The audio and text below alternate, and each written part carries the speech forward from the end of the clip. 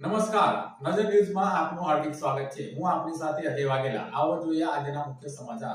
ડભાસા નજીક નર્મદા કેનલમાં ખાબકેલી ગૌમાતાનું સફળ રેસ્ક્યુ. પ્રાણીજીવ રક્ષક સંસ્થા અને હિન્દુ સંગઠનોની સરાહનીય કામગીરી.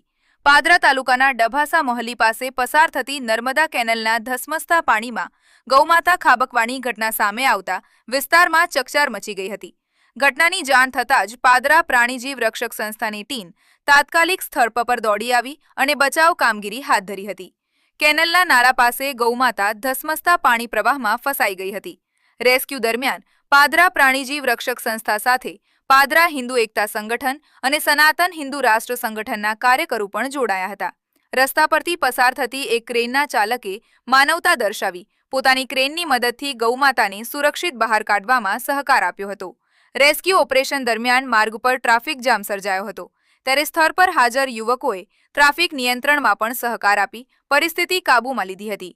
સમયસર અને સંકલિત પ્રયાસોથી ગૌમાતાનો જીવ બચતા સ્થાનિકોમાં ખુશીની લાગણી છવાઈ ગઈ હતી. રેસ્ક્યુ ટીમની આ માનવતાભરી અને ગૌ પ્રેમથી પ્રેરિત કામગીરીની સર્વત્ર પ્રશંસા થઈ રહી છે.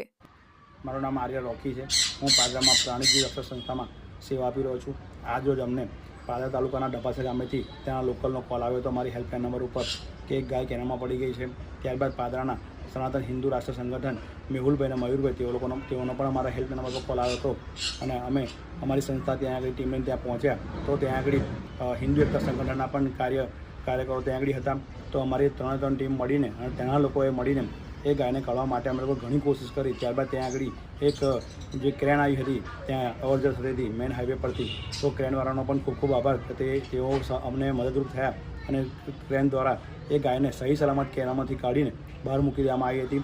અને બહાર મૂક્યા પછી અમે તાત્કાલિક ધોરણે અને ટ્રીટમેન્ટ આપવામાં આવી ત્યાં આગળ. અને ધુવલભાઈ કરીને દર્દી હતા તેઓ આવ્યા ત્યાં આગળ અને ગાયને જે કંઈ એને ટ્રીટમેન્ટ કરવાની હતી તેઓ પણ ટ્રીટમેન્ટ કરી અને ગાયને સહી સલામત કુદરતી વાતાવરણમાં છોડી દેવામાં આવી છે. તેઓનો ખૂબ ખૂબ આભાર.